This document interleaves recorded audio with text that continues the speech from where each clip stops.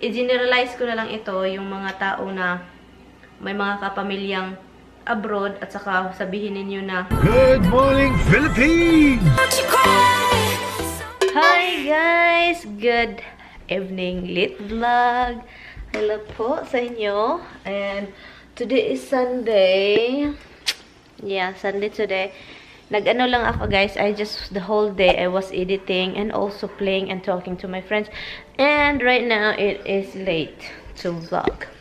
Yeah, pero magva-vlog tayo. What happened to Little Man? But anyway, how are you guys? How you been doing?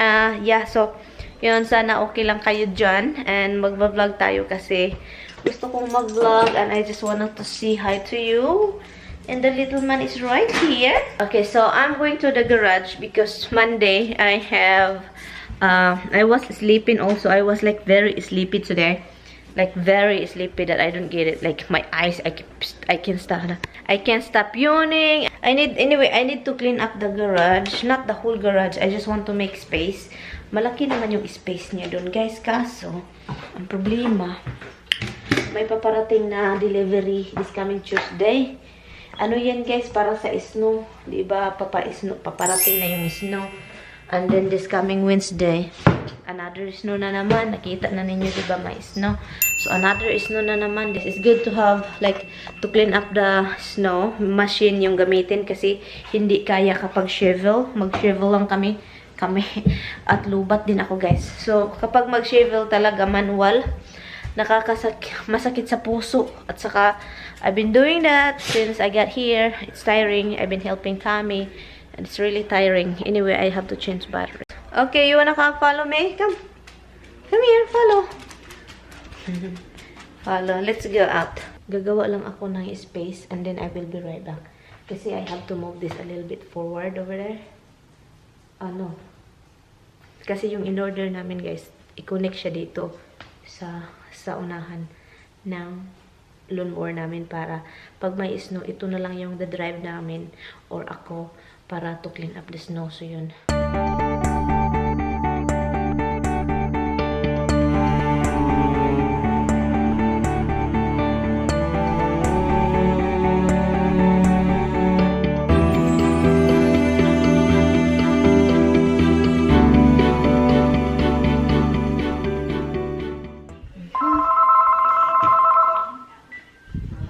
Hello. Hi, baby. What's going on? Here, just watching Hubs playing, also filming right now, vlogging. I like when my hair ponytail a little bit sideways. I don't know, it's just like girly, a little young girl. Like that, you know, yung ganon.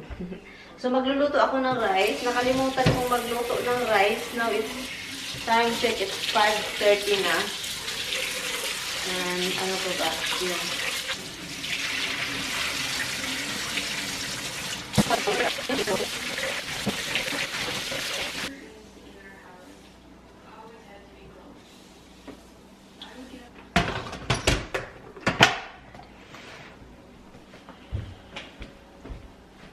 Meron akong mga ipag-share sa inyo.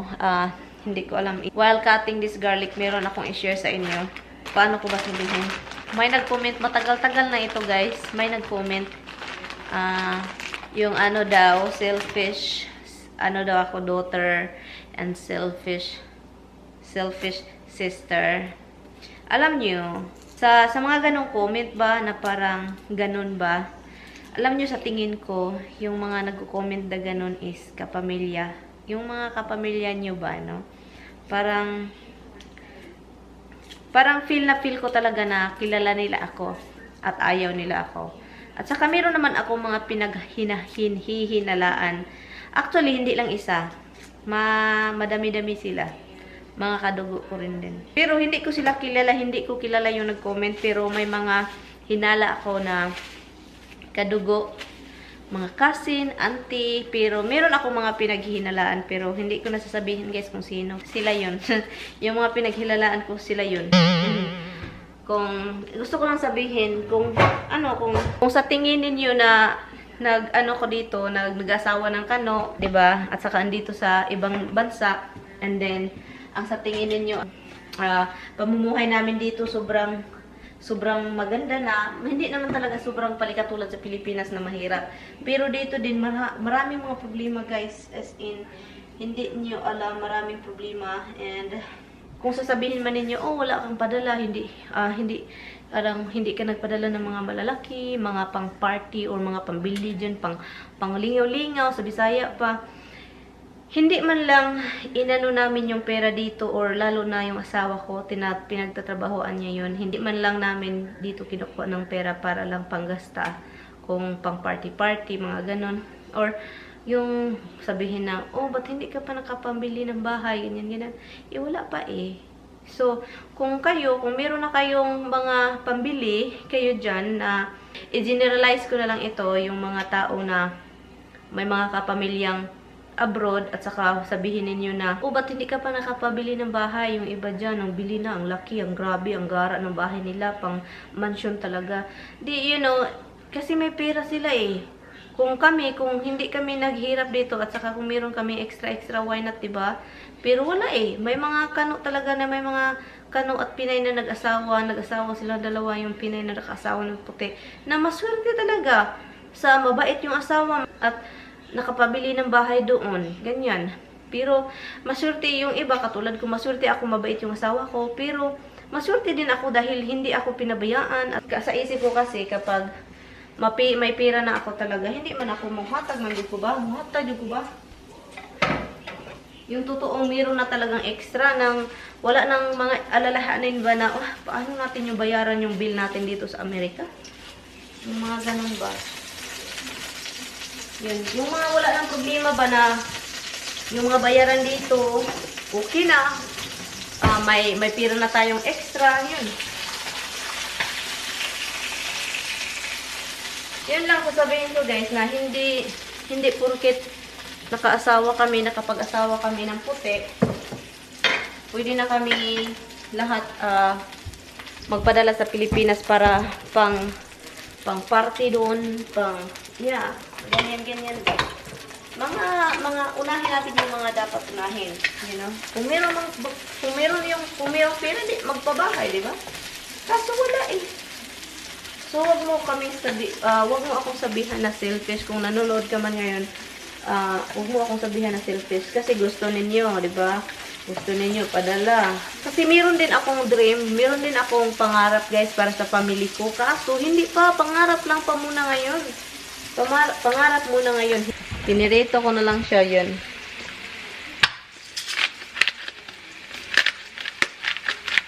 Kung may maitutulong talaga ako sa family ko, lalo-lalo na sa mga kapatid ko. Kasi mahirap ang buhay nila eh. So kung meron man akong pera, why not? Pero kaya nga nagsikap ako dito kahit hindi ako nagtatrabaho, pero dinasal ko talaga na maging okay din itong YouTube natin. At nagpapasalamat din ako, guys, sa inyo, guys, sa nanonood talaga, nagsusuporta talaga sa akin. Salamat talaga, as in. Kahit hindi man tayo malaking-malaki, pero suporta ninyo. Pasalamat ako sa suporta ninyo. Kasi grabe yung support ninyo. Nanonood kayo at saka nag-enjoy. At saka also, I'm very thankful sa mga nag-comment na mga magaganda yung comment. As in, naka-smile ako every time nag-read ako ng comment. As in, thank you talaga, guys, so much.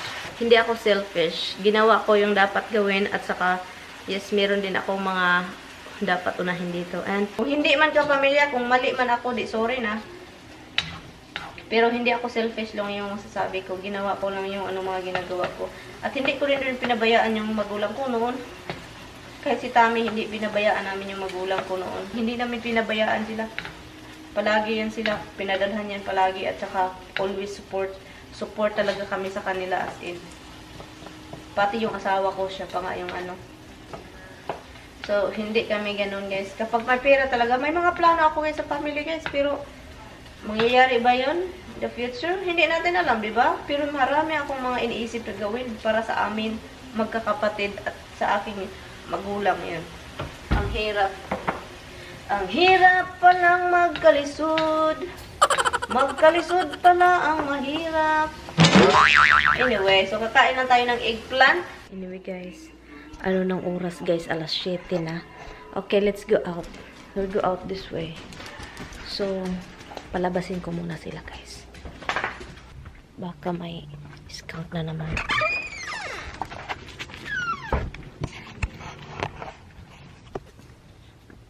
Look, tignan natin. Hintayin ko lang sila. Roxy! Roxy! Hintayin ko lang sila dito guys.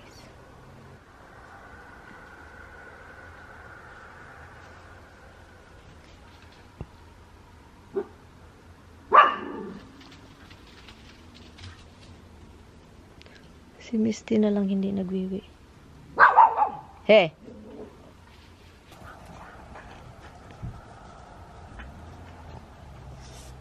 Ang tagal din magwiwi nitong isa. Oy, pagwiwi na Misty! May nagsunog dun, oh. Sila ni Harold. Yung kapitbahay namin, may sinusunog sila dun, oh. Kita ninyo.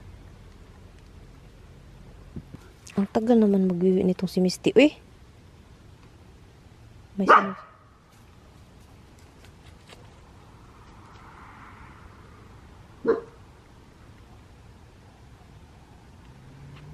Ito talaga si Misty, no? Maglagot ko ba kay maglagot ko ni Misty Usahay guys kasi magagalit kasi kapag palabasin ko sila para magwiwi. Ang tagal magwiwi, ang tagal. At saka parang babae ba yung sobrang hina ng babae ng matagal mag-ready. Siya yun, si Misty yun. Hey, hey, hey, hey. Ganda dito.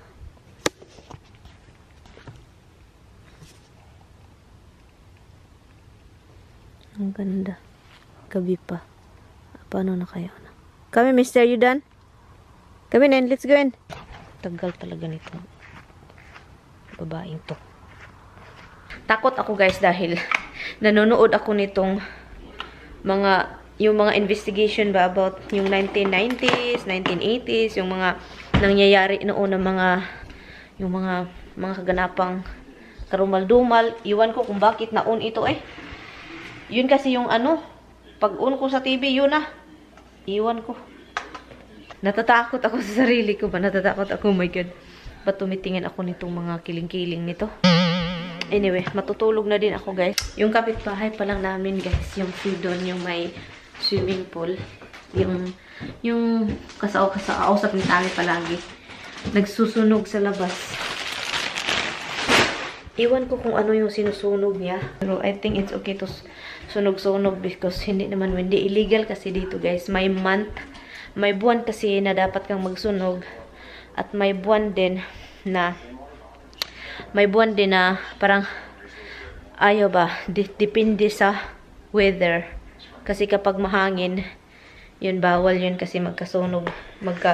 Magkapareha sa California ba na, grabe yung sunog ngayon dun eh. But anyway guys, I'm going to end this vlog. Punta lang ako sa taas and hinihingal ako. I will see you guys in my next one. And yeah guys, thank you guys so much for watching and always appreciate your time. And yeah, so good night guys. Good night. See you in my next one. Bye bye. Good night.